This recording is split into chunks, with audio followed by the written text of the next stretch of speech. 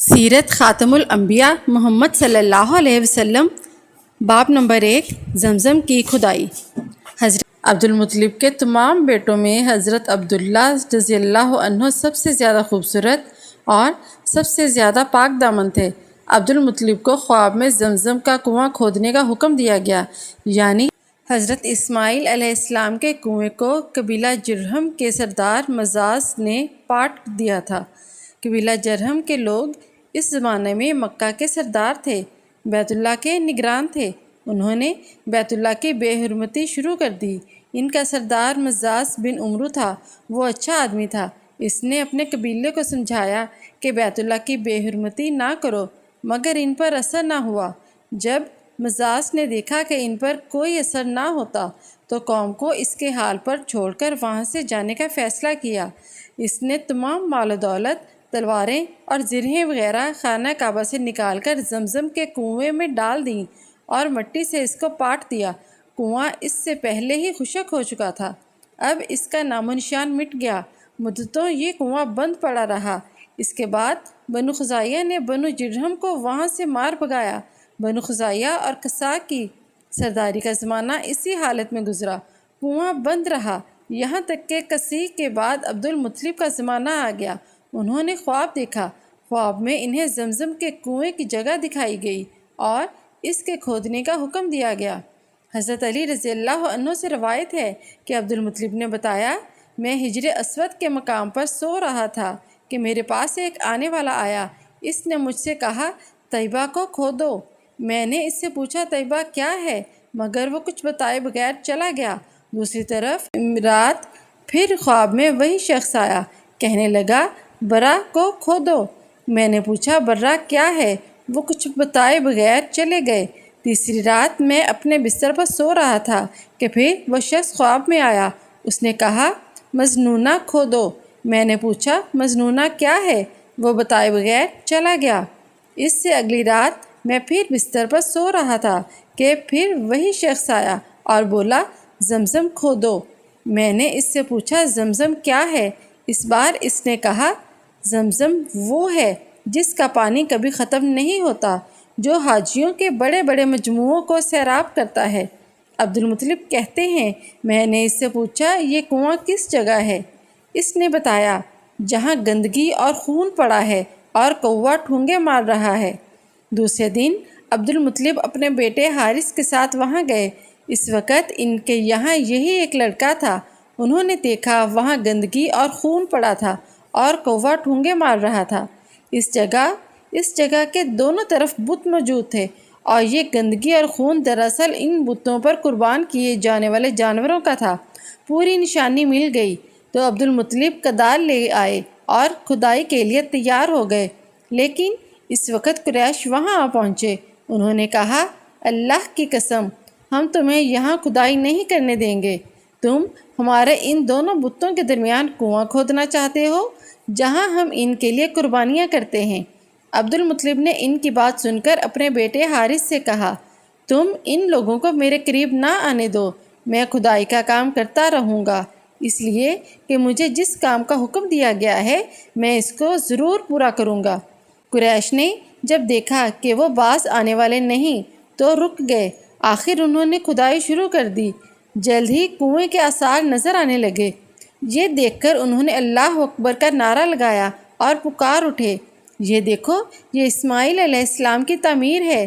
جب قریش نے یہ دیکھا کہ انہوں نے کنواں تلاش کر لیا تو ان کے پاس آ گئے اور کہنے لگے، عبدالمطلب، اللہ کی قسم، یہ ہمارے باپ اسماعیل علیہ السلام کا کنواں ہے اور اس پر ہمارا بھی حق ہے، اس لیے ہم اس میں تمہارے شریک ہوں گے۔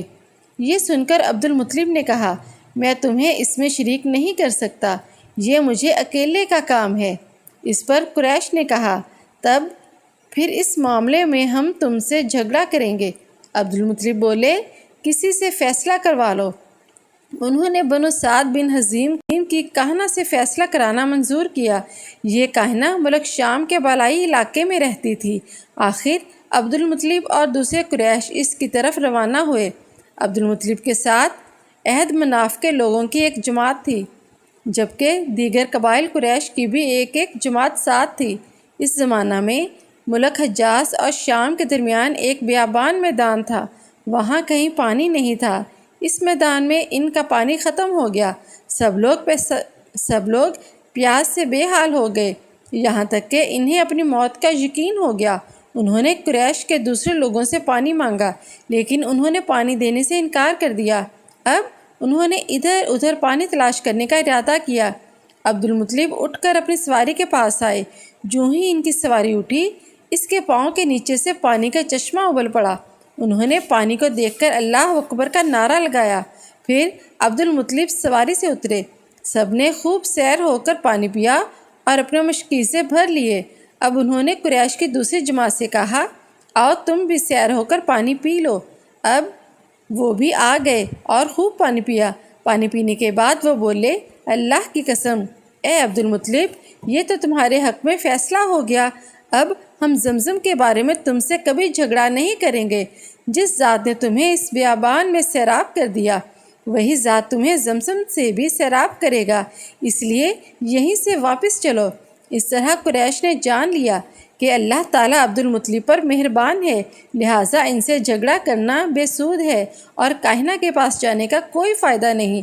چنانچہ سب لوگ واپس لوٹے۔ واپس آ کر عبداللہ نے پھر کنویں کی کھدائی شروع کی۔ ابھی تھوڑی سی کھدائی کی ہوگی کہ مال و دولت، تلواریں اور زرہیں نکل آئیں۔ اس میں سونا اور چاندی وغیرہ بھی تھی۔ یہ مال و دولت دیکھ کر قریش کے لوگوں کو لالچ نے آ گھیرا۔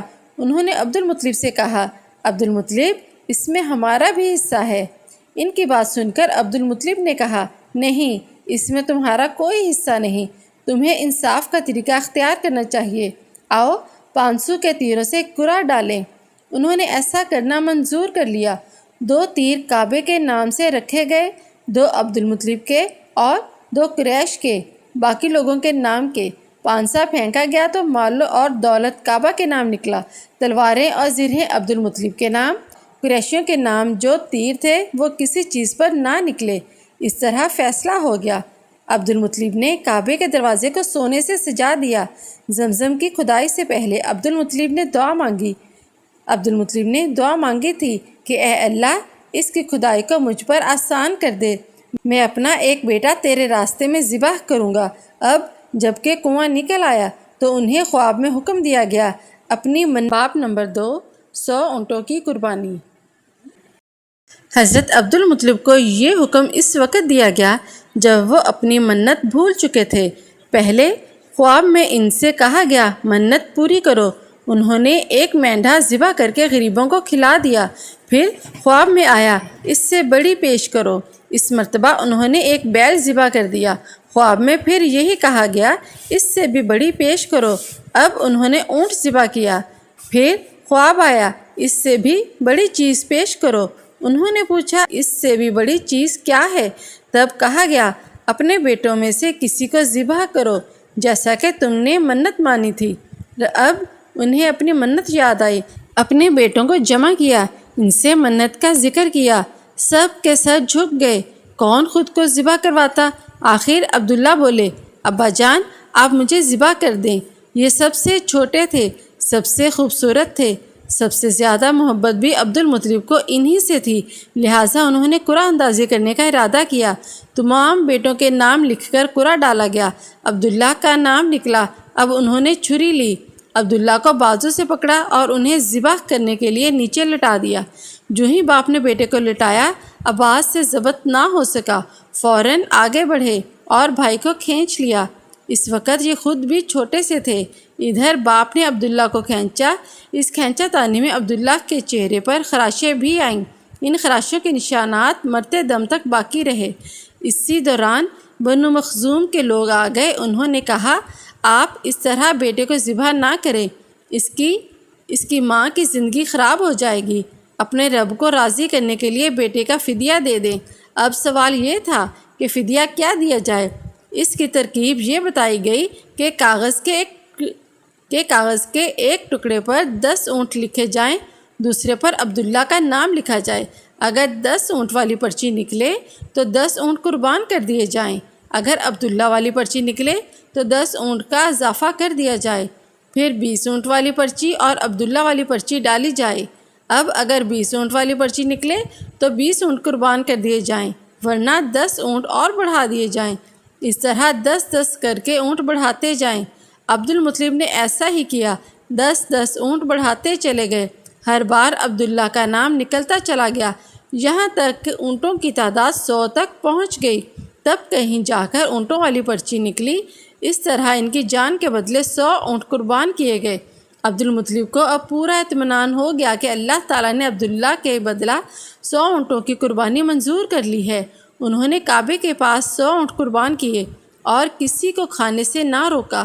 سب انسانوں، جانوروں اور پرندوں نے ان کو کھایا۔ امام زہری کہتے ہیں کہ عبدالمطلب پہلے آدمی ہیں جنہوں نے آدمی کی جان کی قیمت 100 اونٹ دینے کا طریقہ شروع کیا۔ اس سے پہلے 10 اونٹ دیے جاتے تھے۔ اس کے بعد یہ طریقہ سارے عرب میں جاری ہو گیا، گویا قانون بن گیا کہ آدمی کا فدیہ 100 اونٹ ہے۔ نبی کریم صلی اللہ علیہ وسلم کے سامنے جب یہ ذکر آیا تو آپ صلی اللہ علیہ وسلم نے اس فدیہ کی تصدیق فرمائی، یعنی فرمایا کہ یہ درست ہے۔ اسی بنیاد پر نبی کریم صلی اللہ علیہ وسلم فرماتے ہیں، میں 2 ذبیحوں یعنی حضرت اسماعیل علیہ السلام اور حضرت عبداللہ کی اولاد ہوں۔ حضرت عبداللہ قریش میں سب سے زیادہ حسین تھے۔ ان کا چہرہ روشن ستارہ کی مانند تھا۔ قریش کی بہت سی لڑکیاں ان سے شادی کرنا چاہتی تھیں، مگر حضرت عبداللہ کی حضرت آمنہ سے شادی ہوئی۔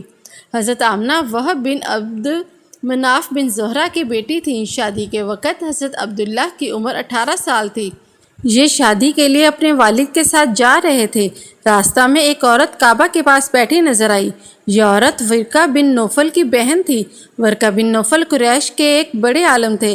ورقہ بن نوفل سے ان کی بہن نے سن رکھا تھا کہ وقت کے آخری نبی کا ظہور ہونے والا ہے، اور ان کی نشانیوں میں سے ایک نشانی یہ ہوگی کہ ان کے والد کے چہرے میں نبوت کا نور چمکتا ہوگا۔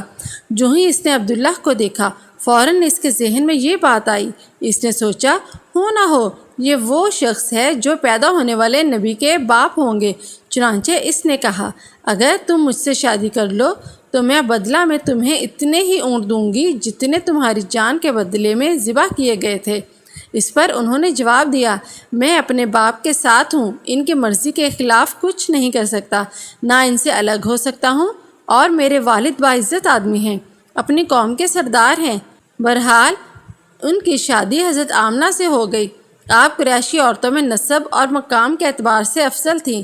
حضرت آمنہ حضرت عبداللہ کے گھر آ گئیں۔ آپ فرماتی ہیں، جب میں ماں بننے والی ہوئی تو میرے پاس ایک شخص آیا، یعنی ایک فرشتہ انسانی شکل میں آیا۔ اس وقت میں جاگنے اور سونے کی درمیانی حالت میں تھی۔ عام طور پر اس حالت کو غنودگی کہا جاتا ہے۔ اس نے مجھ سے کہا، کیا تمہیں معلوم ہے تم اس امت کے سردار اور نبی کی ماں بننے والی ہو؟ اس کے بعد وہ پھر اس وقت آیا جب نبی صلی اللہ علیہ وسلم پیدا ہونے والے تھے۔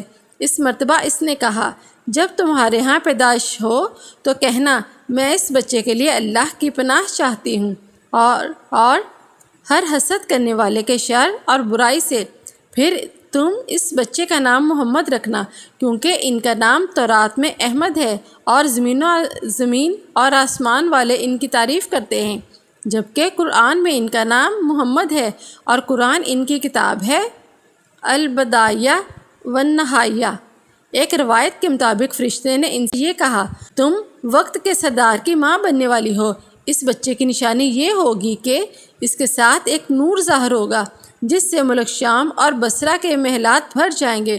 جب وہ بچہ پیدا ہو جائے گا تو اس کا نام محمد رکھنا، کیونکہ تورات میں ان کا نام احمد ہے، اور زمین اور آسمان والے ان کی تعریف کرتے ہیں، اور انجیل میں ان کا نام احمد ہے کہ آسمان اور زمین والے ان کی تعریف کرتے ہیں، اور قرآن میں ان کا نام محمد ہے البدایہ والنہایہ۔ حضرت عبداللہ کے چہرے میں جو نور چمکتا تھا، شادی کے بعد وہ حضرت آمنہ کے چہرے میں آ گیا تھا۔ امام زہری فرماتے ہیں، حاکم نے یہ روایت بیان کی ہے اور اس کو صحیح قرار دیا ہے کہ صحابہ رضی اللہ عنہم نے حضور نبی کریم صلی اللہ علیہ وسلم سے عرض کیا، اے اللہ کے رسول، ہمیں اپنے بارے میں کچھ بتائیے۔ آپ صلی اللہ علیہ وسلم نے ارشاد فرمایا، میں اپنے باپ ابراہیم علیہ السلام کی دعا ہوں، اپنے بھائی عیسیٰ علیہ السلام کی بشارت ہوں اور خوشخبری ہوں۔ جب میں اپنی والدہ کے شکم میں آیا تو انہوں نے دیکھا گویا ان سے ایک نور ظاہر ہوا ہے جس سے ملک شام میں بصرہ کے محلات روشن ہو گئے۔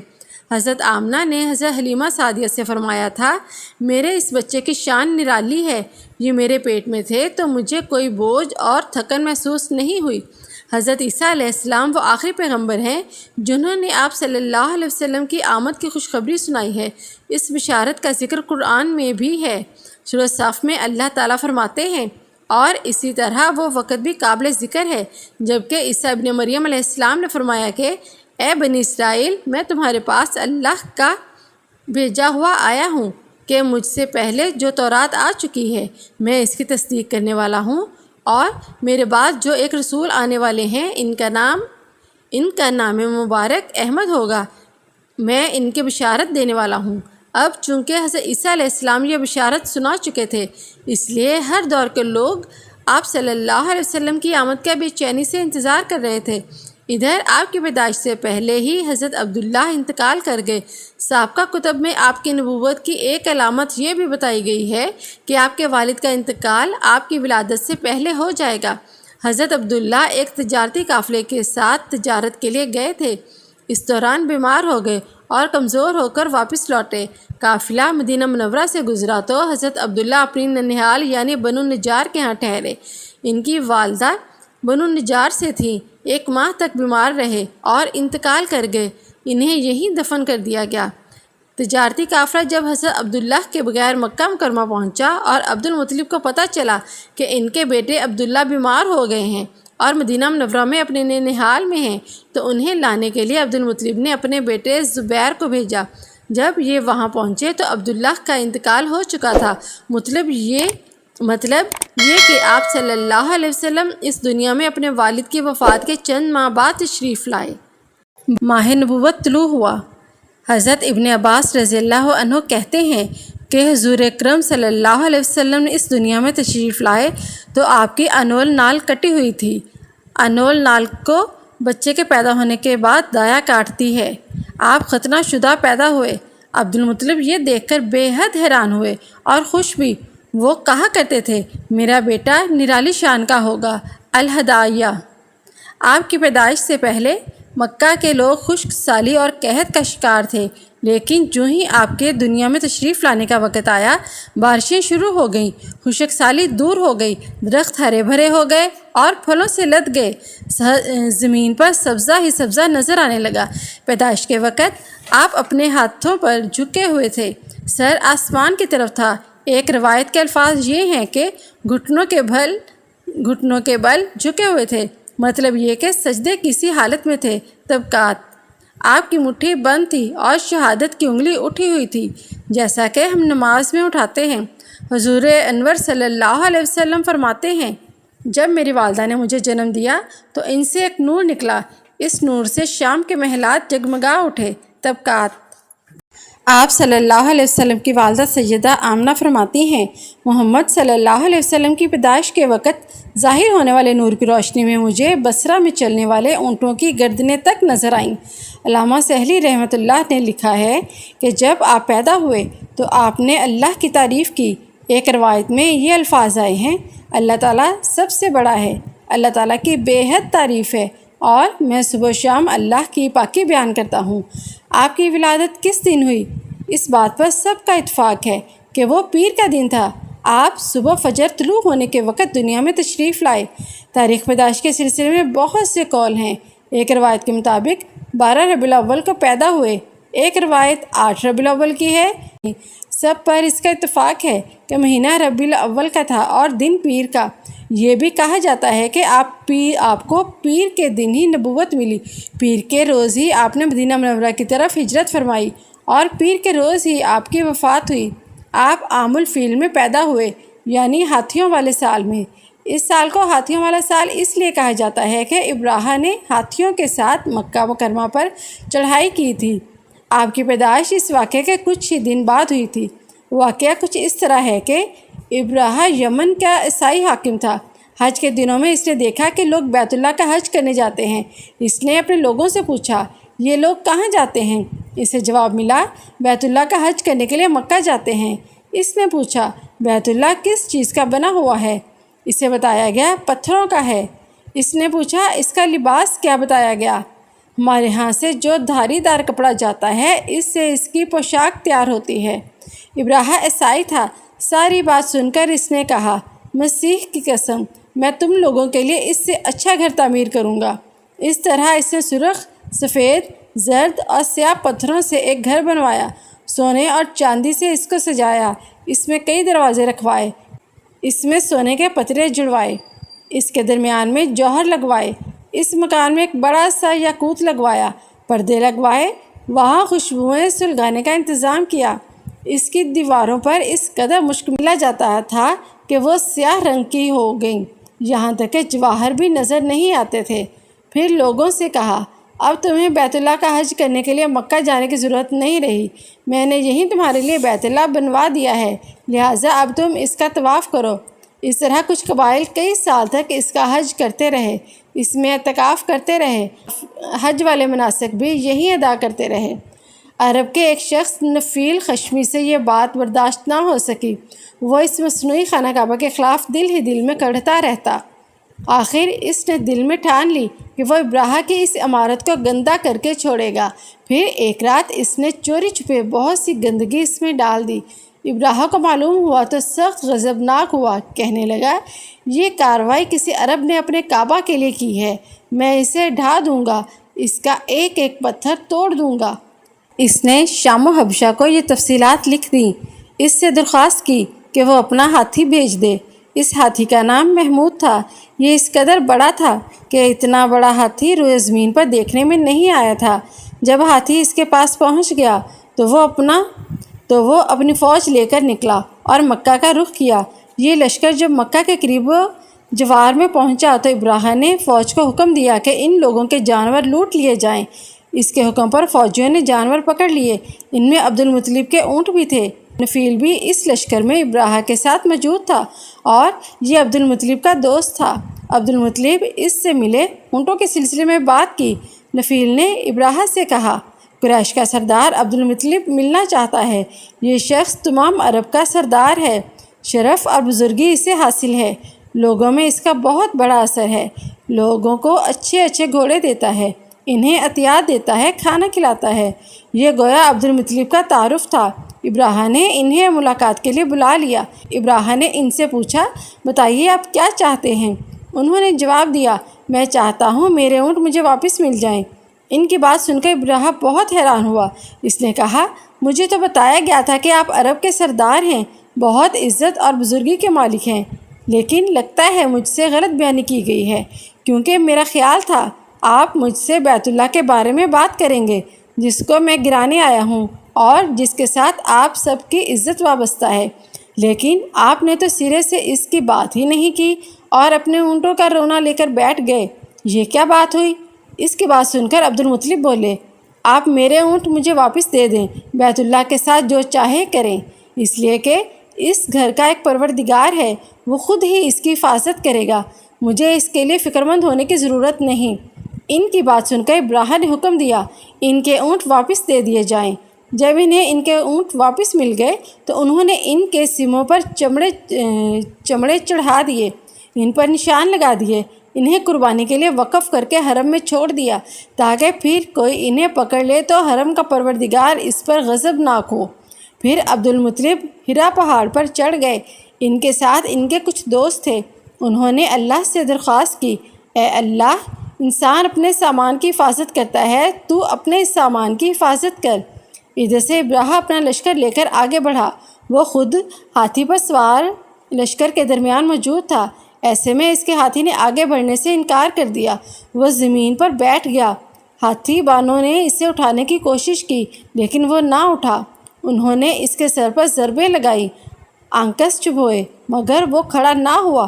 کچھ سوچ کر انہوں نے اس کا رخ یمن کی طرف کیا تو وہ اس کی طرف چلنے لگا، اس کا رخ پھر مکہ کی طرف کیا گیا تو پھر رک گیا۔ ہاتھی بانوں نے یہ تجربہ بار بار کیا۔ آخر ابراہ نے حکم دیا ہاتھی کو شراب پلائی جائے تاکہ نشے میں اسے کچھ ہوش نہ رہے اور ہم اسے مکہ کی طرف آگے بڑھا سکیں۔ چنانچہ اسے شراب پلائی گئی، لیکن اس پر اس کا بھی اثر نہ ہوا۔ ابرہہ کا انجام۔ ابرہہ کے ہاتھی کو اٹھانے کی مسلسل کوشش کی جا رہی تھی کہ اچانک سمندر کی طرف سے ان کی طرف اللہ تعالیٰ نے ابابیلوں کو بھیج دیا۔ وہ ٹڈیوں کے جھنڈ کی طرح آئیں۔ دوسری طرف عبد المطلب مکہ میں داخل ہوئے، حرم میں پہنچے اور کعبہ کے دروازے کی زنجیر پکڑ کر ابرہہ اور اس کے لشکر کے خلاف فتح کی دعا مانگی۔ ان کی دعا کے الفاظ یہ تھے: اے اللہ، یہ بندہ اپنے قافلے اور اپنی جماعت کی حفاظت کر رہا ہے، تو اپنے گھر یعنی بیت اللہ کی حفاظت فرما، ابرہہ کا لشکر فتح نہ حاصل کر سکے۔ ان کی طاقت تیری طاقت کے آگے کچھ بھی نہیں، آج سلیب کامیاب نہ ہو۔ اب انہوں نے اپنی قوم کو ساتھ لیا اور ہرا پہاڑ پر چڑھ گئے، کیونکہ ان کا خیال تھا وہ ابرہہ کا مقابلہ نہیں کر سکیں گے۔ اور پھر اللہ تعالیٰ نے پرندوں کے جھنڈ بھیج دیے۔ یہ پرندے چڑیا سے قدرے بڑے تھے۔ ان میں سے ہر پرندے کی چونچ میں پتھر کے 3 ٹکڑے تھے۔ یہ پتھر پرندوں نے ابرہہ کے لشکر پر گرانے شروع کیے۔ جو ہی یہ پتھر ان پر گرے، ان کے ٹکڑے ٹکڑے ہو گئے، بالکل اسی طرح جیسے آج کسی جگہ اوپر سے بم گرایا جائے تو جسموں کے ٹکڑے اڑ جاتے ہیں۔ ابرہہ کا ہاتھی محمود البتہ ان کنکریوں سے محفوظ رہا، باقی سب ہاتھی تہس نہس ہو گئے۔ یہ ہاتھی 13 عدد تھے، سب کے سب کھائے ہوئے نحوست کی مانند ہو گئے، جیسا کہ سورۃ الفیل میں آتا ہے۔ ابرہہ اور اس کے کچھ ساتھی تباہی کا یہ منظر دیکھ کر بری طرح بھاگ گئے، لیکن پرندوں نے ان کو بھی نہ چھوڑا۔ ابرہہ کے بارے میں طبقات میں لکھا ہے کہ اس کے جسم کا ایک ایک عضو الگ ہو کر گرتا چلا گیا، یعنی وہ بھاگ رہا تھا اور اس کے جسم کا ایک ایک حصہ الگ ہو کر گر رہا تھا۔ دوسری طرف عبد المطلب اس انتظار میں تھے کہ کب حملہ ہوتا ہے، لیکن حملہ آور جب مکہ میں داخل نہ ہوئے تو وہ حالات معلوم کرنے کے لیے نیچے اترے، مکہ سے باہر نکلے۔ تب انہوں نے دیکھا سارا لشکر تباہ ہو چکا ہے، خوب مال غنیمت ان کے ہاتھ لگا، بے شمار سامان ہاتھ آیا، مال میں سونا چاندی بھی بے تحاشا تھا۔ لشکر میں سے کچھ لوگ ایسے بھی تھے جو واپس نہیں بھاگے تھے، یہ مکہ میں رہ گئے تھے۔ ان میں ابرہہ کے ہاتھی کا مہاوت بھی تھا، جو محمود کو آگے لانے میں ناکام رہا تھا۔ ہمارے نبی حضرت محمد صلی اللہ علیہ وسلم اس واقعہ کے چند دن بعد پیدا ہوئے۔ آپ جس مکان میں پیدا ہوئے وہ صفا پہاڑی کے قریب تھا۔ حضرت کعب احبار رضی اللہ عنہ روایت کرتے ہیں کہ میں نے تورات میں پڑھا تھا کہ رسول اللہ صلی اللہ علیہ وسلم کی پیدائش مکہ میں ہوگی۔ یہ کعب پہلے یہودی تھے، اس لیے تورات پڑھا کرتے تھے۔ دنیا میں آتے ہی حضور اکرم صلی اللہ علیہ وسلم روئے۔ حضرت عبد الرحمن بن عوف رضی اللہ عنہ کی والدہ کہتی ہیں کہ جب حضرت آمنہ کے ہاں ولادت ہوئی تو میں وہاں موجود تھی۔ آپ صلی اللہ علیہ وسلم میرے ہاتھوں میں آئے، یہ غالباً دایا تھیں، ان کا نام شفا تھا۔ فرماتی ہیں جب آپ میرے ہاتھوں میں آئے تو روئے۔ آپ کے دادا عبد المطلب کو آپ کی ولادت کی اطلاع دی گئی۔ وہ اس وقت خانہ کعبہ کا طواف کر رہے تھے۔ اطلاع ملنے پر گھر آئے، بچے کو گود میں لیا۔ اس وقت آپ کی والدہ نے ان سے کہا، یہ بچہ عجیب ہے، سجدے کی حالت میں پیدا ہوا ہے، یعنی پیدا ہوتے ہی اس نے پہلے سجدہ کیا، پھر سجدے سے سر اٹھا کر انگلی آسمان کی طرف اٹھائی۔ عبد المطلب نے آپ کو دیکھا، اس کے بعد آپ کو کعبہ میں لے آئے، آپ کو گود میں لیے رہے اور طواف کرتے رہے، واپس لا کر حضرت آمنہ کو دیا۔ آپ کو عرب کے دستور کے مطابق ایک برتن سے ڈھانپا گیا، لیکن وہ برتن ٹوٹ کر آپ کے اوپر سے ہٹ گیا۔ اس وقت آپ اپنا انگوٹھا چوستے نظر آئے۔ اس موقع پر شیطان بری طرح چیخا۔ تفسیر ابن مخلد میں ہے کہ شیطان صرف 4 مرتبہ چیخا۔ پہلی بار اس وقت جب اللہ تعالیٰ نے اسے معلوم ٹھہرایا، دوسری بار اس وقت جب اسے زمین پر اتارا گیا، تیسری بار اس وقت چیخا جب حضرت صلی اللہ علیہ وسلم کی پیدائش ہوئی، اور چوتھی مرتبہ اس وقت جب نبی کریم صلی اللہ علیہ وسلم پر سورۃ فاتحہ نازل ہوئی۔ اس موقع پر حضرت حسان بن ثابت رضی اللہ عنہ کہتے ہیں، میں 8 سال کا تھا، جو کچھ دیکھتا اور سنتا تھا اس کو سمجھتا تھا۔ ایک صبح میں نے یثرب یعنی مدینہ منورہ میں ایک یہودی کو دیکھا، وہ ایک اونچے ٹیلے پر چڑھ کر چلا رہا تھا۔ لوگ اس یہودی کے گرد جمع ہو گئے اور بولے، کیا بات ہے، کیوں چیخ رہے ہو؟ یہودی نے جواب دیا، احمد کا ستارہ طلوع ہو گیا ہے اور وہ آج رات پیدا ہو گئے ہیں۔ حضرت حسان بن ثابت رضی اللہ عنہ بعد میں 60 سال کی عمر میں مسلمان ہوئے تھے۔ 120 سال کی عمر میں انہوں نے وفات پائی، گویا ایمان کی حالت میں 60 سال زندہ رہے۔ بہت اچھے شاعر تھے، نبی کریم صلی اللہ علیہ وسلم کو اپنے اشعار میں تعریف کیا کرتے تھے اور دشمنوں کی برائی اشعار میں بیان کرتے تھے۔ غزوات کے موقع پر اشعار کے ذریعے مسلمانوں کو جوش دلاتے تھے، اسی بنیاد پر انہیں شاعر رسول کا خطاب ملا تھا۔ حضرت کعب احبار رضی اللہ عنہ فرماتے ہیں کہ میں نے تورات میں پڑھا ہے کہ اللہ تعالیٰ نے حضرت موسیٰ علیہ السلام کو حضرت صلی اللہ علیہ وسلم کی ولادت کے وقت کی خبر دے رکھی تھی، اور حضرت موسیٰ علیہ السلام نے اپنی قوم بنی اسرائیل کو اس کی اطلاع دے دی تھی۔ اس سلسلے میں انہوں نے فرمایا تھا، تمہارے نزدیک جو مشہور چمکدار ستارہ ہے، جب وہ حرکت میں آئے گا تو وہی وقت رسول اللہ صلی اللہ علیہ وسلم کی پیدائش کا ہوگا۔ یہ خبر بنی اسرائیل کے علماء ایک دوسرے کو دیتے چلے آئے تھے، اور اس طرح بنی اسرائیل کو بھی حضرت صلی اللہ علیہ وسلم کی ولادت کا وقت یعنی اس کی علامت معلوم تھی۔ حضرت عائشہ رضی اللہ عنہ روایت کرتی ہیں کہ ایک یہودی عالم مکہ میں رہتا تھا۔ جب وہ رات آئی جس میں حضرت صلی اللہ علیہ وسلم پیدا ہوئے تو وہ قریش کی ایک مجلس میں بیٹھا تھا۔ اس نے کہا، کیا تمہارے ہاں آج کوئی بچہ پیدا ہوا ہے؟ لوگوں نے کہا، ہمیں تو معلوم نہیں۔ اس پر یہودی نے کہا، میں جو کچھ کہتا ہوں اسے اچھی طرح سن لو، آج اس امت کا آخری نبی پیدا ہو گیا ہے، اور قریش کے لوگوں، وہ تم میں سے ہے، یعنی وہ قریشی ہے۔ اس کے کندھے کے پاس ایک علامت ہے، یعنی مہر نبوت۔ اس میں بہت زیادہ بال ہیں، یعنی گھنے بال ہیں، اور یہ نبوت کا نشان ہے، نبوت کی دلیل ہے۔ اس بچے کی ایک علامت یہ ہے کہ وہ 2 رات تک دودھ نہیں پیے گا۔ ان باتوں کا ذکر اس کی نبوت کے علامات کے طور پر پرانی کتب میں موجود ہے۔ علامہ بن حجر نے لکھا ہے کہ یہ بات درست ہے، آپ نے 2 دن تک دودھ نہیں پیا تھا۔ یہودی عالم نے جب یہ باتیں بتائیں تو لوگ وہاں سے اٹھ گئے۔ انہیں یہودی کی باتیں سن کر بہت حیرت ہوئی تھی۔ جب وہ لوگ اپنے گھروں میں پہنچے تو ان میں سے ہر ایک نے اس کی باتیں اپنے گھر کے افراد کو بتائیں۔ عورتوں کو چونکہ حضرت آمنہ کے ہاں بیٹا پیدا ہونے کی خبر مل چکی تھی، اس لیے انہوں نے اپنے مردوں کو بتایا، ہاں ذرا چل کر مجھے وہ بچہ دکھاؤ۔ لوگ اسے اپنے ساتھ لیے حضرت آمنہ رضی اللہ عنہ کے گھر کے باہر آئے، ان سے بچہ دکھانے کی درخواست کی۔ آپ نے بچے کو کپڑے سے نکال کر انہیں دے دیا۔ لوگوں نے آپ کے کندھے پر سے کپڑا ہٹایا۔ یہودی کی نظر جو ہی مہر نبوت پر پڑی تو فوراً وہ بے ہوش ہو کر گر پڑا۔ اسے ہوش آیا تو لوگوں نے اس سے پوچھا، تمہیں کیا ہو گیا تھا؟ جواب میں اس نے کہا، میں اس غم سے بے ہوش ہوا تھا کہ میری قوم میں سے نبوت ختم ہو گئی، اور اے قریشیو، اللہ کی قسم یہ بچہ تم پر زبردست غلبہ حاصل کرے گا اور اس کی شہرت مشرق سے مغرب تک پھیل جائے گی۔ حلیمہ سعدیہ رضی اللہ عنہ کی گود میں۔ اس زمانے میں عرب کا دستور یہ تھا کہ جب ان کے ہاں کوئی بچہ ہوتا تو وہ دیہات سے آنے والی دائیوں کے حوالے کر دیتے تھے تاکہ دیہات میں بچے کی نشو و نما بہتر ہو اور وہ خالص عربی سیکھ سکے۔ دائیوں کا قافلہ مکہ میں داخل ہوا۔ انہوں نے ان گھروں کی تلاش شروع کی جن میں بچے پیدا ہوئے تھے۔ اس طرح بہت سی دائیاں جناب عبد المطلب کے گھر بھی آئیں۔ نبی کریم صلی اللہ علیہ وسلم کو دیکھا، لیکن جب انہیں معلوم ہوا کہ یہ بچہ تو یتیم پیدا ہوا ہے تو اس خیال سے چھوڑ کر آگے بڑھ گئیں کہ یتیم بچے کے گھر آنے سے انہیں کیا ملے گا۔ اس طرح دائیاں آتی رہیں جاتی رہیں، کسی نے آپ کو دودھ پلانا منظور نہ کیا، اور کرتے بھی کیسے؟ یہ سعادت تو حضرت حلیمہ سعدیہ کے حصے میں آنا تھی۔ جب حضرت حلیمہ مکہ پہنچی تو انہیں معلوم ہوا سب عورتوں کو کوئی نہ کوئی بچہ مل گیا ہے، اور اب صرف وہ بغیر بچے کے رہ گئی ہیں، اور اب کوئی بچہ باقی نہیں بچا۔ ہاں، ایک یتیم بچہ ضرور باقی ہے جسے دوسری عورتیں چھوڑ گئی ہیں۔ حلیمہ سعدیہ رضی اللہ عنہ نے اپنے شوہر عبداللہ بن حارث سے کہا، خدا کی قسم مجھے یہ بات بہت ناگوار گزر رہی ہے کہ میں بچے کے بغیر جاؤں، دوسری سب عورتیں بچے لے کر جائیں، یہ مجھے طعنے دیں گے، اس لیے کیوں نہ ہم اس یتیم بچے کو لے لیں۔ عبداللہ بن حارث بولے، کوئی حرج نہیں، ہو سکتا ہے اللہ اسی بچے کے ذریعے ہمیں خیر و برکت عطا فرما دیں۔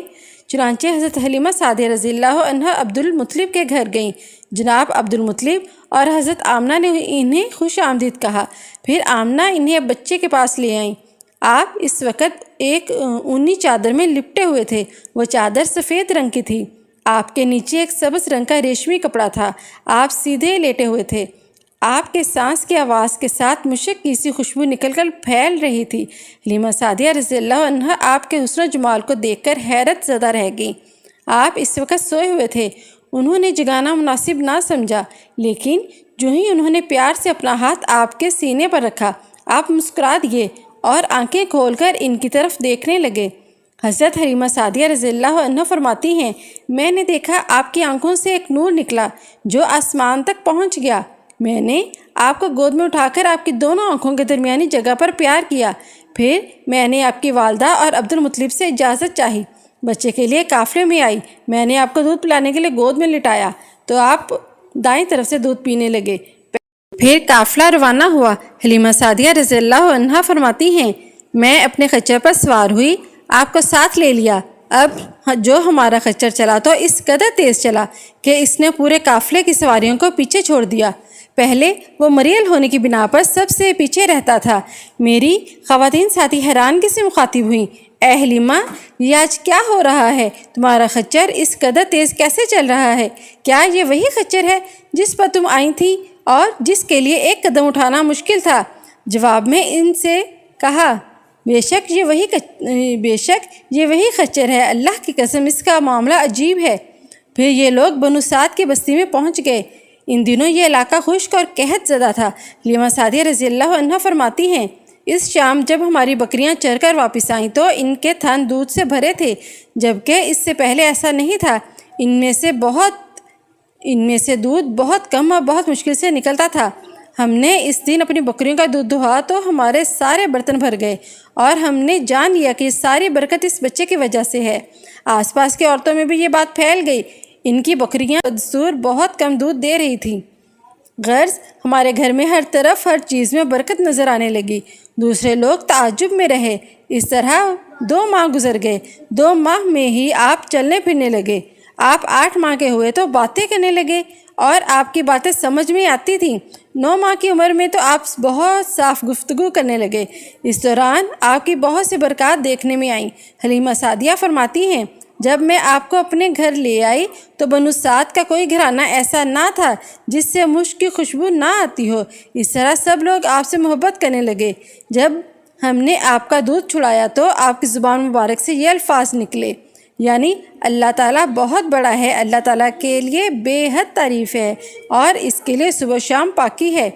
پھر جب آپ صلی اللہ علیہ وسلم 2 سال کے ہو گئے تو ہم آپ کو لے کر آپ کی والدہ کے پاس آئے۔ اس عمر کو پہنچنے کے بعد بچوں کو ماں باپ کے حوالے کر دیا جاتا تھا۔ ادھر ہم آپ کے برکات دیکھ چکے تھے اور ہماری آرزو تھی کہ ابھی آپ کچھ اور مدت ہمارے پاس رہیں۔ چنانچہ ہم نے اس بارے میں آپ کی والدہ سے بات کی۔ ان سے یوں کہا، آپ ہمیں اجازت دیجیے کہ ہم بچے کو 1 سال اور اپنے پاس رکھیں۔ میں ڈرتی ہوں کہیں اس پر مکہ کی بیماریوں اور آب و ہوا کا اثر نہ ہو جائے۔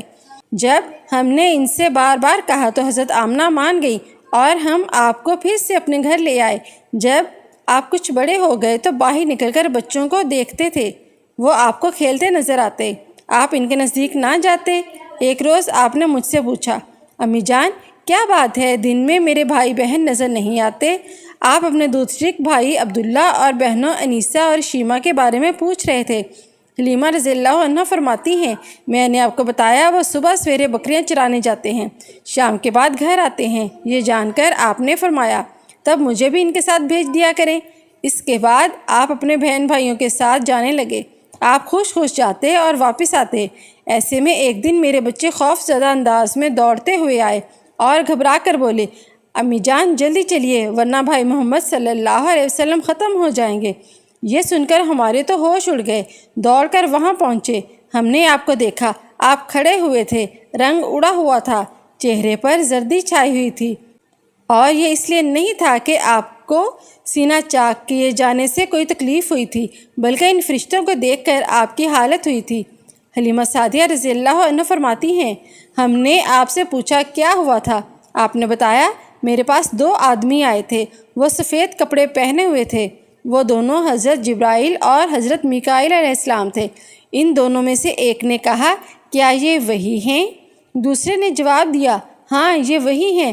پھر وہ دونوں میرے قریب آئے، مجھے پکڑا اور لٹا دیا۔ اس کے بعد انہوں نے میرا پیٹ چاک کیا اور اس میں سے کوئی چیز تلاش کرنے لگے۔ آخر انہیں وہ چیز مل گئی اور انہوں نے اسے باہر نکال کر پھینک دیا۔ میں نہیں جانتا وہ کیا چیز تھی۔ اس چیز کے بارے میں دوسری روایات میں یہ وضاحت ملتی ہے کہ وہ سیاہ رنگ کا ایک دانہ سا تھا۔ یہ انسان کے جسم میں شیطان کا گھر ہوتا ہے اور شیطان انسان کے بدن میں یہیں سے اثرات ڈالتا ہے۔ حلیمہ سعدیہ رضی اللہ عنہ فرماتی ہیں، پھر ہم آپ کو گھر لے آئے۔ اس وقت وہ میرے شوہر عبداللہ بن حارث نے مجھ سے کہا، حلیمہ مجھے ڈر ہے کہیں اس بچے کو کوئی نقصان نہ پہنچائے، اس لیے اسے اس کے گھر والوں کے پاس پہنچا دو۔ میں نے کہا ٹھیک ہے۔ پھر ہم آپ کو لے کر مکہ مکرمہ کی طرف روانہ ہوئے۔ جب میں مکہ کے بالائی علاقے میں پہنچی تو آپ اچانک غائب ہو گئے۔ میں حواس باختہ ہو گئی۔ باپ کا نام یہ غالب آئے گا۔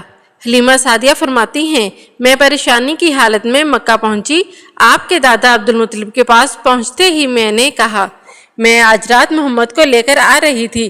جب میں بالائی علاقے میں پہنچی تو وہ اچانک کہیں گم ہو گئے۔ اب خدا کی قسم میں نہیں جانتی وہ کہاں ہیں۔ عبدالمطلب یہ سن کر فوراً خانہ کعبہ کے پاس کھڑے ہو گئے۔ انہوں نے آپ کے مل جانے کے لیے دعا کی، پھر آپ کی تلاش میں روانہ ہوئے۔ ان کے ساتھ ورقہ بن نوفل بھی تھے۔ غرض دونوں تلاش کرتے کرتے تہامہ کی وادی میں پہنچے۔ ایک درخت کے نیچے انہیں ایک لڑکا کھڑا نظر آیا۔ اس درخت کی شاخیں بہت گھنی تھی۔ عبدالمطلب نے پوچھا، لڑکے تم کون ہو؟ حضور صلی اللہ علیہ وسلم چونکہ اس وقت تک قد نکال چکے تھے، اس لیے عبدالمطلب پہچان نہ سکے۔ آپ کا قد تیزی سے بڑھ رہا تھا۔ پھر انہوں نے آپ کو اٹھا کر سینے سے لگایا اور رونے لگے۔ آپ کو گھوڑے پر اپنے آگے بٹھایا اور مکہ کی طرف چلے۔ گھر آ کر انہوں نے بکریاں اور گائیں ذبح کی اور مکے والوں کو دعوت کی۔ آپ کے مل جانے کے بعد حضرت حلیمہ سعدیہ حضرت آمنہ کے پاس آئیں تو انہوں نے پوچھا، حلیمہ اب آپ بچے کو کیوں لے آئیں؟ آپ کی تو خواہش تھی کہ یہ ابھی تک آپ کے پاس اور رہیں۔ انہوں نے جواب دیا، یہ اب بڑے ہو گئے ہیں اور اللہ کی قسم میں اپنی ذمہ داری پوری کر چکی ہوں۔ میں خوف محسوس کرتی ہوں کہیں انہیں کوئی حادثہ نہ پیش آ جائے، لہٰذا انہیں آپ کے سپرد کرتی ہوں۔ حضرت آمنہ کو یہ جواب سن کر حیرت ہوئی، بولی، مجھے سچ سچ بتاؤ ماجرا کیا ہے؟ تب انہوں نے سارا حال کہہ سنایا۔ حلیمہ سعدیہ نے دراصل کئی عجیب و غریب واقعات دیکھے تھے۔ ان واقعات کی وجہ سے وہ بہت پریشان ہو گئی تھی۔ پھر سینہ مبارک چاک کیے جانے والا واقعہ پیش آیا تو وہ فوراً آپ کو فوری طور پر واپس کرنے پر مجبور ہو گئی۔ وہ چند واقعات حضرت حلیمہ سعدیہ رضی اللہ عنہ اس طرح بیان کرتی ہیں، ایک مرتبہ یہودیوں کی ایک جماعت میرے پاس سے گزری۔ یہ لوگ آسمانی کتاب تورات کو ماننے کا دعویٰ کرتے تھے۔ میں نے ان سے کہا کہ آپ لوگ میرے اس بیٹے کے بارے میں کچھ بتا سکتے ہیں؟ ساتھ ہی میں نے حضور اکرم صلی اللہ علیہ وسلم کی پیدائش کے بارے میں انہیں تفصیلات سنائیں۔ یہودی تفصیلات سن کر آپس میں کہنے لگے، اس بچے کو قتل کر دینا چاہیے۔ یہ کہہ کر انہوں نے پوچھا، کیا یہ بچہ یتیم ہے؟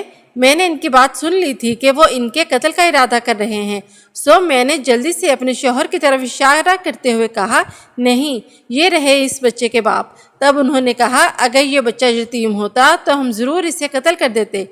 یہ بات انہوں نے اس لیے کہی کہ انہوں نے پرانی کتابوں میں پڑھ رکھا تھا کہ آخری نبی آنے والے ہیں، ان کا دین سارے عالم میں پھیل جائے گا، ہر طرف ان کا بول بالا ہوگا، ان کی پیدائش اور بچپن کی یہ علامات ہوں گی، اور یہ کہ وہ یتیم ہوں گے۔ اب چونکہ ان سے حلیمہ سعدیہ نے یہ کہہ دیا تھا کہ یہ بچہ یتیم نہیں ہے، تو انہوں نے خیال کر لیا کہ یہ وہ بچہ نہیں ہے۔ اس طرح انہوں نے بچے کو قتل کرنے کا ارادہ ترک کر دیا۔ اسی طرح ان کے ساتھ یہ واقعہ پیش آیا۔ ایک مرتبہ وہ آپ کو عکاظ کے میلے میں لے گئیں۔ جاہلیت کے دور میں یہاں بہت مشہور میلہ لگتا تھا۔ یہ میلہ طائف اور نخلا کے درمیان میں لگتا تھا۔ عرب کے لوگ حج کرنے آتے تو شوال کے مہینے اس میلے میں گزارتے، کھیلتے کودتے اور اپنی بڑائیاں بیان کرتے۔ حلیمہ سعدیہ رضی اللہ عنہ آپ کو لیے بازار میں گھوم رہی تھی کہ ایک کاہن کی نظر آپ پر پڑی۔ اسے آپ میں نبوت کی تمام علامات نظر آ گئیں۔ اس نے پکار کر کہا، لوگو اس بچے کو مار ڈالو۔ حلیمہ اس کاہن کی بات سن کر گھبرا گئیں اور جلدی سے وہاں سے سرک گئیں۔ اس طرح اللہ تعالیٰ نے حضور صلی اللہ علیہ وسلم کی حفاظت فرمائی۔ میلے میں موجود لوگوں نے کاہن کی آواز سن کر ادھر ادھر دیکھا کہ کس بچے کو قتل کرنے کے لیے کہا گیا ہے، مگر انہیں وہاں کوئی بچہ نظر نہیں آیا۔ اب لوگوں نے کاہن سے پوچھا، کیا بات ہے، آپ کس بچے کو مار ڈالنے کے لیے کہہ رہے ہیں؟ اس نے ان لوگوں کو بتایا، میں نے ابھی ایک لڑکے کو دیکھا ہے، معبودوں کی قسم وہ تمہارے دین کے ماننے والوں کو قتل کرے گا، تمہارے بتوں کو توڑے گا اور وہ تم سب پر غالب آئے گا۔ یہ سن کر لوگ آپ کو تلاش میں ادھر ادھر دوڑے لیکن ناکام رہے۔ حلیمہ سعدیہ آپ صلی اللہ علیہ وسلم کے لیے واپس آ رہی تھیں کہ ذی الحجاز سے ان کا گزر ہوا۔ یہاں بھی میلہ لگا ہوا تھا۔ اس بازار میں ایک نجومی تھا۔ لوگ اس کے پاس اپنے بچوں کو لے کر آتے تھے۔ وہ بچوں کو دیکھ کر ان کی قسمت کے بارے میں اندازے لگاتا تھا۔ حلیمہ سعدیہ اس کے نزدیک سے گزری تو نجومی کی نظر حضور اکرم صلی اللہ علیہ وسلم پر پڑی۔ نجومی کو آپ صلی اللہ علیہ وسلم کی مہر نبوت نظر آ گئی، ساتھ ہی آپ صلی اللہ علیہ وسلم کی آنکھوں کی خاص سرخی اس نے دیکھ لی۔ وہ چلا اٹھا، اے عرب کے لوگوں، اس لڑکے کو قتل کر دو، یہ یقیناً تمہارے دین کے ماننے والوں کو قتل کرے گا، تمہارے بتوں کو توڑے گا اور تم پر غالب آئے گا۔ یہ کہتے ہوئے وہ آپ کی طرف جھپٹا، لیکن اسی وقت وہ پاگل ہو گیا اور اسی پاگل پن میں مر گیا۔ ایک اور واقعہ سیرت ابن ہشام میں ہے کہ حبشہ کے عیسائیوں کی ایک جماعت حضور اکرم صلی اللہ علیہ وسلم کے پاس سے گزری۔ اس وقت آپ صلی اللہ علیہ وسلم حلیمہ سعدیہ کے ساتھ تھے اور وہ آپ کو آپ کی والدہ کے حوالے کرنے جا رہی تھی۔ ان عیسائیوں نے آپ صلی اللہ علیہ وسلم کے مونڈھوں کے درمیان مہر نبوت کو دیکھا اور آپ صلی اللہ علیہ وسلم کی آنکھوں کی سرخی کو بھی دیکھا۔ انہوں نے حلیمہ سے پوچھا، کیا اس بچے کی آنکھوں میں کوئی تکلیف ہے؟ انہوں نے جواب میں کہا، نہیں، کوئی تکلیف نہیں، یہ سرخی تو ان کی آنکھوں میں قدرتی ہے۔ ان عیسائیوں نے کہا، تب اس بچے کو ہمارے حوالے کر دو، ہم اسے اپنے ملک لے جائیں گے۔ یہ بچہ پیغمبر اور بڑی شان والا ہے، ہم اس کے بارے میں سب کچھ جانتے ہیں۔ حلیمہ سعدیہ یہ سنتے ہی وہاں سے جلدی سے دور چلی گئیں، یہاں تک کہ آپ صلی اللہ علیہ وسلم کو آپ صلی اللہ علیہ وسلم کی والدہ کے پاس پہنچا دیا۔ ان واقعات میں جو سب سے اہم واقعہ ہے وہ سینہ مبارک چاک کرنے والا تھا۔ روایات سے یہ بات ثابت ہے کہ آپ صلی اللہ علیہ وسلم کے سینہ مبارک پر سلائی کے نشانات موجود تھے، جیسا کہ آج کل ڈاکٹر حضرات آپریشن کے بعد ٹانکے لگاتے ہیں۔ ٹانکے کھول دیے جانے کے بعد بھی سلائی کے نشانات موجود تھے۔ اس واقعے کے بعد حلیمہ سعدیہ اور اس کے خاوند نے فیصلہ کیا کہ اب اس بچے کو اپنے پاس نہیں رکھنا چاہیے۔ جب حلیمہ سعدیہ نے آپ صلی اللہ علیہ وسلم کو حضرت آمنہ کے حوالے کیا، اس وقت آپ صلی اللہ علیہ وسلم کی عمر 4 سال تھی۔ ایک روایت یہ ملتی ہے کہ اس وقت آپ کی عمر شریف 5 سال تھی۔ جب حلیمہ سعدیہ نے آپ صلی اللہ علیہ وسلم کو حضرت آمنہ کے حوالے کیا تو اس کے کچھ دنوں کے بعد حضرت آمنہ رضی اللہ عنہ انتقال کر گئی۔ والدہ کا سایہ بھی سر سے اٹھ گیا اور حضرت آمنہ کی وفات مکہ اور مدینہ کے درمیان ابوا کے مقام پر ہوئی۔ آپ کو یہیں دفن کیا گیا۔ ہوا یہ کہ آپ صلی اللہ علیہ وسلم کی والدہ آپ صلی اللہ علیہ وسلم کو لے کر اپنے میکے مدینہ منورہ گئیں۔ آپ صلی اللہ علیہ وسلم کے ساتھ ایمن بھی تھی۔ ایمن کہتی ہیں کہ وہ ایک دن مدینہ کے 2 یہودی میرے پاس آئے اور بولے، ذرا محمد کو ہمارے سامنے لاؤ، ہم انہیں دیکھنا چاہتے ہیں۔ وہ آپ صلی اللہ علیہ وسلم کو ان کے سامنے لے آئیں۔ انہوں نے اچھی طرح دیکھا، پھر ایک نے اپنے ساتھی سے کہا، یہ اس امت کا نبی ہے اور یہ شہر ان کی ہجرت گاہ ہے، یہاں زبردست جنگ ہوگی، قیدی پکڑے جائیں گے۔ آپ صلی اللہ علیہ وسلم کی والدہ کو یہودیوں کی اس بات کا پتہ چلا تو آپ ڈر گئی اور آپ صلی اللہ علیہ وسلم کو لے کر مکہ کی طرف روانہ ہوئی، مگر راستے میں ہی ابوا کے مقام پر وفات پا گئیں۔ باب نمبر 8، نرالی شان کا مالک۔ حضرت آمنہ کے انتقال کے 5 دن بعد ایمن آپ کو لے کر مکہ پہنچی۔ آپ کو عبد المطلب کے حوالے کیا۔ آپ کے یتیم ہو جانے کا انہیں اتنا صدمہ تھا کہ بیٹے کی وفات پر بھی اتنا نہیں ہوا تھا۔ عبد المطلب کے لیے کعبہ کے سائے میں ایک قالین بچھایا جاتا تھا، وہ اس پر بیٹھا کرتے تھے۔ ان کا احترام اس قدر تھا کہ کوئی اور اس قالین پر بیٹھتا نہیں تھا، چنانچہ ان کے بیٹے اور قریش کے سردار اس قالین کے چاروں طرف بیٹھتے تھے، لیکن رسول اللہ صلی اللہ علیہ وسلم وہاں تشریف لاتے تو سیدھے اس قالین پر جا بیٹھتے تھے۔ اس وقت ایک تندرست لڑکے تھے۔ آپ کی عمر اس وقت 9 کے قریب ہو چلی تھی۔ آپ کے چچا عبد المطلب کے ادب کی وجہ سے آپ کو اس قالین سے ہٹانا چاہتے تو عبد المطلب کہتے، میرے بیٹے کو چھوڑ دو، اللہ کی قسم یہ بہت شان والا ہے۔ پھر وہ آپ کو محبت سے اس فرش پر بٹھاتے، آپ کی کمر پر شفقت سے ہاتھ پھیرتے، آپ کی باتیں سن سن کر بے حد خوش ہوتے رہتے۔ کبھی وہ دوسروں سے کہتے، میرے بیٹے کو یہیں بیٹھنے دو، اسے خود بھی احساس ہے کہ اس کی بڑی شان ہے اور میری آرزو ہے یہ اتنا بلند رتبہ پائے جو کسی عرب کو اس سے پہلے حاصل نہ ہوا ہو اور نہ بعد میں کسی کو حاصل ہو سکے۔ ایک بار انہوں نے یہ الفاظ کہے، میرے بیٹے کو چھوڑ دو، اس کے مزاج میں طبعی طور پر بلندی ہے، اس کی شان نرالی ہوگی۔ یہاں تک کہ عمر کے آخری حصے میں حضرت عبد المطلب کی آنکھیں جواب دے گئی تھی، آپ نابینا ہو گئے تھے۔ ایسی حالت میں ایک روز وہ اس قالین پر بیٹھے تھے کہ آپ تشریف لے آئے اور سیدھے اس قالین پر جا پہنچے۔ ایک شخص نے آپ کو قالین سے کھینچ لیا، اس پر آپ رونے لگے۔ آپ کے رونے کی آواز سن کر عبد المطلب بے چین سے ہوئے اور بولے، میرا بیٹا کیوں رو رہا ہے؟ آپ کے قالین پر بیٹھنا چاہتا ہے، ہم نے اسے قالین سے اتار دیا ہے۔ یہ سن کر عبد المطلب نے کہا، میرے بیٹے کو قالین پر ہی بٹھا دو، یہ اپنا رتبہ پہچانتا ہے۔ میری دعا ہے کہ یہ اس رتبے کو پہنچے جو اس سے پہلے کسی عرب کو نہ ملا ہو، اس کے بعد بھی کسی کو نہ ملے۔ اس کے بعد پھر کسی نے آپ کو قالین پر بیٹھنے سے نہیں روکا۔ ایک روز بنو مدلج کے کچھ لوگ حضرت عبد المطلب سے ملنے کے لیے آئے۔ ان کے پاس اس وقت آپ صلی اللہ علیہ وسلم بھی تشریف فرما تھے۔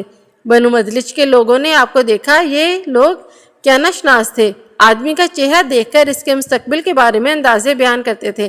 انہوں نے عبد المطلب سے کہا، اس بچے کی حفاظت کریں، اس لیے کہ مقام ابراہیم پر جو حضرت ابراہیم علیہ السلام کے قدم کا نشان ہے، اس بچے کے پاؤں کا نشان بالکل اس نشان سے ملتا جلتا ہے۔ اس قدر مشابہت ہم نے کسی اور کے پاؤں کے نشان میں نہیں دیکھی۔ ہمارا خیال ہے یہ بچہ نرالی شان کا مالک ہوگا، اس لیے اس کی حفاظت کریں۔ مقام ابراہیم خانہ کعبہ میں وہ پتھر ہے جس پر حضرت ابراہیم علیہ السلام کعبہ کی تعمیر کرتے وقت کھڑے ہوئے تھے۔ معجزے کے طور پر اس پتھر پر ابراہیم علیہ السلام کے پیروں کے نشان پڑ گئے تھے۔ یہی مقام ابراہیم ہے۔ چونکہ حضرت ابراہیم علیہ السلام کے نسل سے ہیں، اس لیے ان کے پاؤں کی مشابہت آپ میں ہونا قدرتی بات تھی۔ ایک روز حضرت عبد المطلب کعبہ میں حجر اسود کے پاس بیٹھے ہوئے تھے۔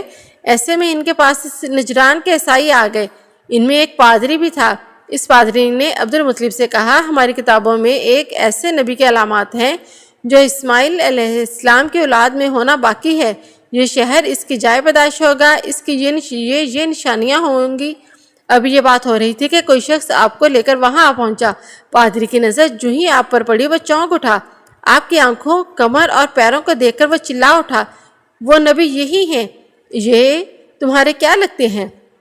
عبد المطلب بولے، یہ میرے بیٹے ہیں۔ اس پر وہ پادری بولا، اوہ، تب یہ وہ نہیں، اس لیے کہ ہمارے کتابوں میں لکھا ہے کہ اس کے والد کا انتقال اس کی پیدائش سے پہلے ہو جائے گا۔ یہ سن کر عبد المطلب بولے، یہ دراصل میرا پوتا ہے، اس کے باپ کا انتقال اس وقت ہو گیا تھا جب یہ پیدا بھی نہیں ہوا تھا۔ اس پر پادری بولا، ہاں یہ بات ہوئی نا، آپ اس کی پوری طرح حفاظت کریں۔ عبد المطلب کی آپ سے محبت کا یہ عالم تھا کہ کھانا کھانے بیٹھتے تو کہتے، میرے بیٹے کو لے آؤ۔ آپ تشریف لاتے تو عبد المطلب آپ کو اپنے پاس بٹھاتے، آپ کو اپنے ساتھ کھلاتے۔ بہت زیادہ عمر والے ایک صحابی ہیدہ بن معاویہ کہتے ہیں، میں ایک مرتبہ اسلام سے پہلے جاہلیت کے زمانے میں حج کے لیے مکہ معظمہ گیا۔ وہاں بیت اللہ کا طواف کر رہا تھا۔ میں نے ایک ایسے شخص کو دیکھا جو بہت بوڑھا اور بہت لمبے قد کا تھا۔ وہ بیت اللہ کا طواف کر رہا تھا اور کہہ رہا تھا، اے میرے پروردگار، میری سواری کو محمد کی طرف پھیر دے اور اسے میرا دستے بازو بنا دے۔ میں نے اس بوڑھے کو جب یہ شعر پڑھتے ہوئے سنا تو لوگوں سے پوچھا، یہ کون ہے؟ لوگوں نے بتایا، یہ عبد المطلب بن ہاشم ہے۔ انہوں نے اپنے پوتے کو اپنے ایک اونٹ کی تلاش میں بھیجا ہے، وہ اونٹ گم ہو گیا ہے، اور وہ پوتا ایسا ہے جب بھی کسی گمشدہ چیز کی تلاش میں سے بھیجا جاتا ہے تو وہ چیز لے کر ہی آتا ہے۔ پوتے سے پہلے یہ اپنے بیٹوں کو اس اونٹ کی تلاش میں بھیج چکے ہیں، لیکن وہ ناکام لوٹ کے آئے ہیں۔ اب چونکہ پوتے کو گئے ہوئے دیر ہو گئی ہے، اس لیے پریشان ہیں اور دعا مانگ رہے ہیں۔ تھوڑی ہی دیر گزری تھی کہ میں نے دیکھا کہ آپ صلی اللہ علیہ وسلم اونٹ کو لیے تشریف لا رہے ہیں۔ عبد المطلب نے آپ کو دیکھ کر کہا، میرے بیٹے، میں تمہارے لیے اس قدر فکر مند ہو گیا تھا کہ شاید اس کا اثر کبھی میرے دل سے نہ جائے۔ عبد المطلب کی بیوی کا نام رقیہ بنت ابو سیفی تھا۔ وہ کہتی ہیں، قریش کئی سال سے سخت قحط سالی کا شکار تھے، بارشیں بالکل بند تھیں، سب لوگ پریشان تھے۔ اسی زمانے میں نے خواب دیکھا، کوئی شخص خواب میں کہہ رہا تھا، اے قریش کے لوگوں، تم میں سے ایک نبی ظاہر ہونے والا ہے، اس کے ظہور کا وقت آ گیا ہے، اس کے ذریعے تمہیں زندگی ملے گی، یعنی خوب بارشیں ہوں گی، سرسبزی اور شادابی ہوگی۔ تم اپنے لوگوں میں سے ایک ایسا شخص تلاش کرو جو لمبے قد کا ہو، گورے رنگ کا ہو، اس کی پلکیں گھنی ہوں، بھویں اور ابرو ملے ہوئے ہوں۔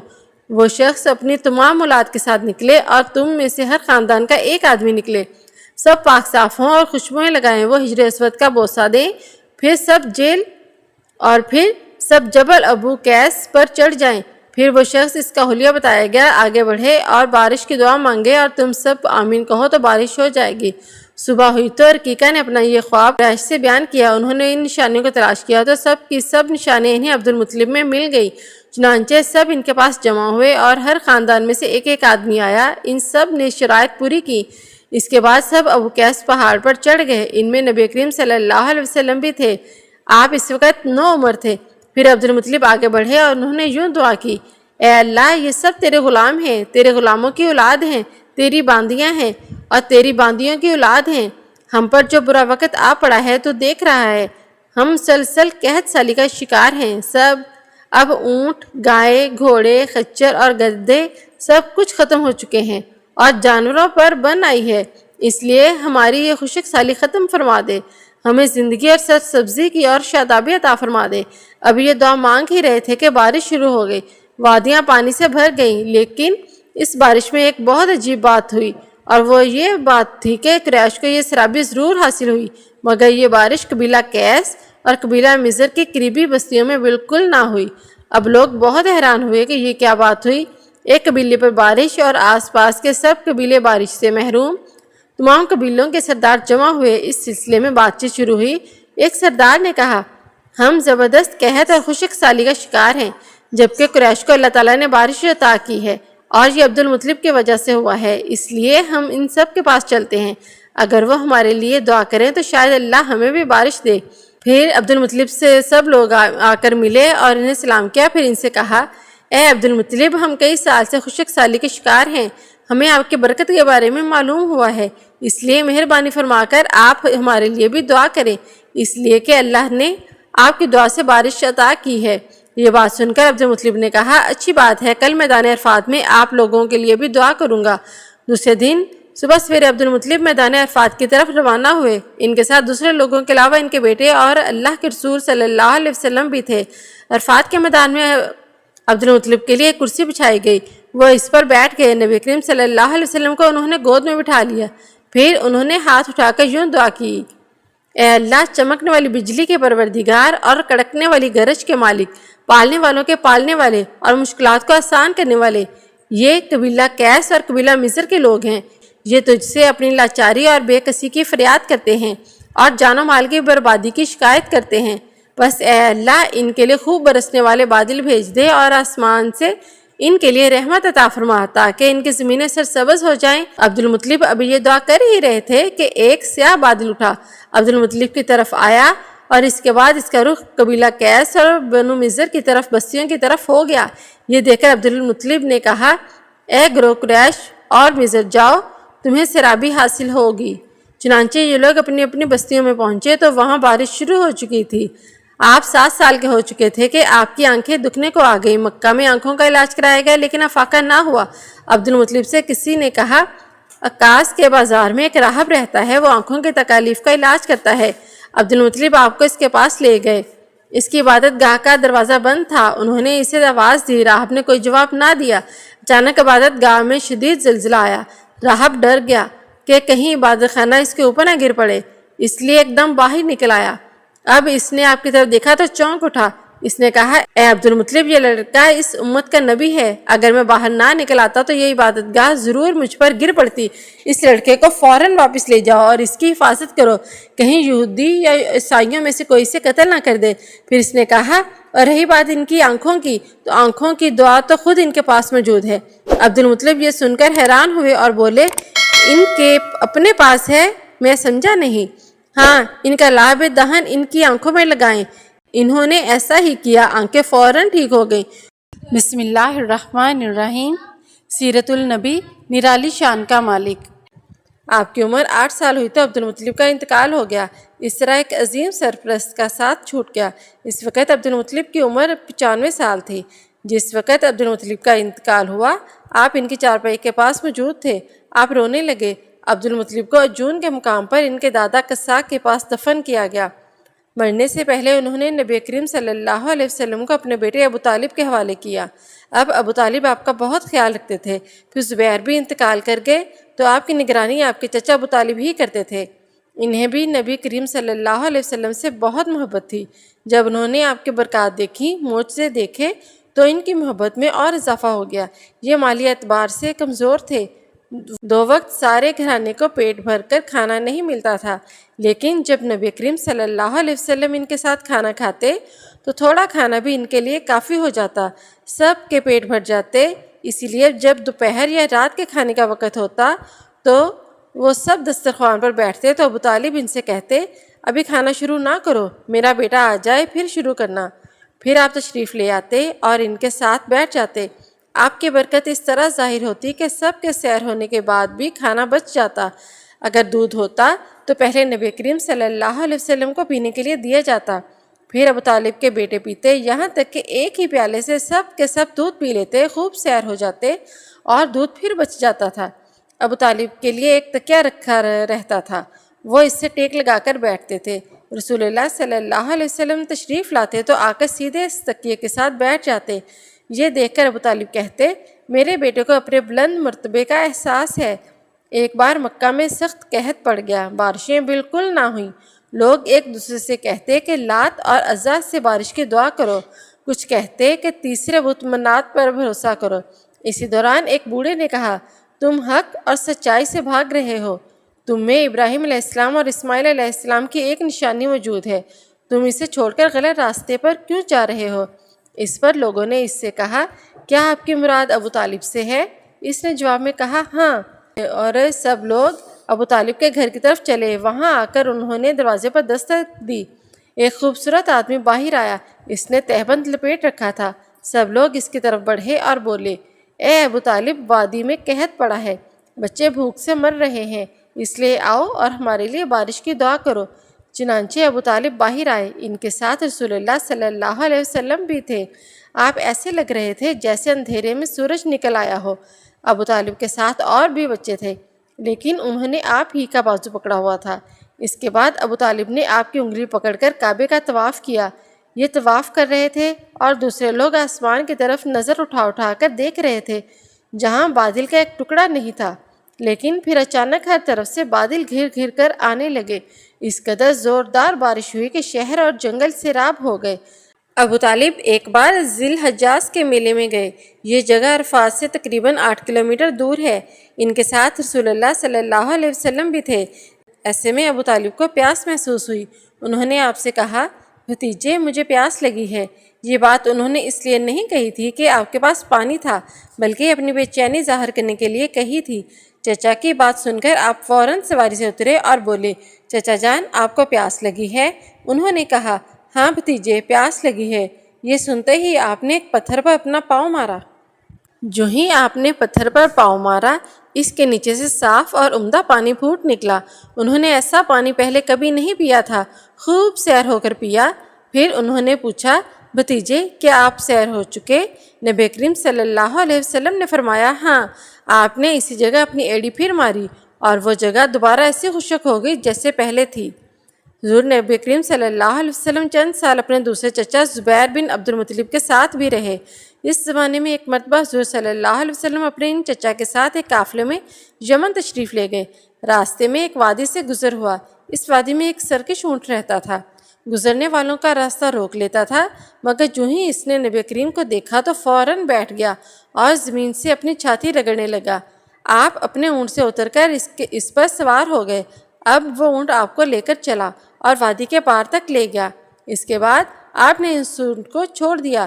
یہ قافلہ جب سفر سے واپس لوٹا تو ایک ایسی وادی میں سے اس کا گزر ہوا جو طوفانی پانی سے بھری ہوئی تھی، پانی موجیں مار رہا تھا۔ یہ دیکھ کر آپ نے قافلے والوں سے فرمایا میرے پیچھے پیچھے آؤ۔ پھر آپ اطمینان سے وادی میں داخل ہو گئے۔ باقی لوگ بھی آپ کے پیچھے تھے۔ اللہ تعالیٰ نے اپنی قدرت سے سارا پانی خشک کر دیا اور آپ پورے قافلے کو لیے پار ہو گئے۔ قافلہ مکہ پہنچا تو لوگوں نے یہ حیرت ناک واقعات بیان کیے۔ لوگ سن کر بول اٹھے اس لڑکے کی تو کچھ شان ہی نرالی ہے۔ ابن ہشام لکھتے ہیں بنو لہب کا ایک شخص بہت بڑا قیافہ شناس تھا، یعنی لوگوں کی شکل و صورت دیکھ کر ان کے حالات اور مستقبل کے بارے میں اندازہ لگاتا تھا۔ مکہ آتا تو لوگ اپنے بچوں کو اس کے پاس لاتے اور انہیں دیکھ دیکھ کر ان کے بارے میں بتاتا تھا۔ ایک بار یہ آیا تو ابو طالب آپ کو بھی اس کے پاس لے گئے اور اس وقت آپ ابھی 9 عمر لڑکے ہی تھے۔ قیافہ شناس نے آپ کو ایک نظر دیکھا، پھر دوسرے بچوں کو دیکھنے لگا۔ فارغ ہونے کے بعد اس نے کہا اس لڑکے کو میرے پاس لاؤ۔ ابو طالب نے یہ بات محسوس کر لی تھی کہ قیافہ شناس نے ان کے بھتیجے کو عجیب نظروں سے دیکھا ہے، لہٰذا وہ آپ کو لے کر وہاں سے نکل آئے تھے۔ جب قیافہ شناس کو معلوم ہوا کہ آپ وہاں موجود نہیں ہیں تو وہ چیخنے لگا، تمہارا برا ہو، اس لڑکے کو میرے پاس لاؤ جسے میں نے ابھی دیکھا ہے، اللہ کی قسم وہ بڑی شان والا ہے۔ ابو طالب نے نکلتے ہوئے اس کے الفاظ سن لیے تھے۔ ابو طالب نے تجارت کی غرض سے شام جانے کا ارادہ کیا۔ نبی کریم صلی اللہ علیہ وسلم نے بھی ساتھ جانے کا شوق ظاہر فرمایا۔ بعض روایات میں آتا ہے کہ آپ نے جانے کے لیے خاص طور پر فرمائش کی۔ ابو طالب نے آپ کا شوق دیکھ کر کہا، اللہ کی قسم میں اسے ساتھ ضرور لے جاؤں گا، نہ یہ کبھی مجھ سے جدا ہو سکتا ہے، نہ میں اس سے کبھی جدا ہو سکتا ہوں، نہ میں اسے کبھی اپنے سے جدا کر سکتا ہوں۔ ایک روایت میں یوں آیا ہے کہ آپ نے ابو طالب کی اونٹنی کی لگام پکڑ لی اور فرمایا، چچا جان، آپ مجھے کس کے پاس چھوڑ کر جا رہے ہیں؟ میری نہ ماں ہے نہ باپ۔ اس وقت آپ کی عمر مبارک 9 سال تھی۔ آخر ابو طالب آپ کو اپنے ساتھ لے کر روانہ ہوئے، آپ کو اپنی اونٹنی پر بٹھایا، راستے میں عیسائی کی ایک عبادت گاہ کے پاس ٹھہرے۔ خانقاہ کے راہب نے نبی کریم صلی اللہ علیہ وسلم کو دیکھا تو چونک اٹھا۔ اس نے ابو طالب سے پوچھا، یہ لڑکا تمہارا کون ہے؟ انہوں نے جواب دیا، یہ میرا بیٹا ہے۔ یہ سن کر راہب نے کہا، یہ تمہارا بیٹا نہیں ہو سکتا۔ یہ سن کر ابو طالب بہت حیران ہوئے، بولے، کیا مطلب؟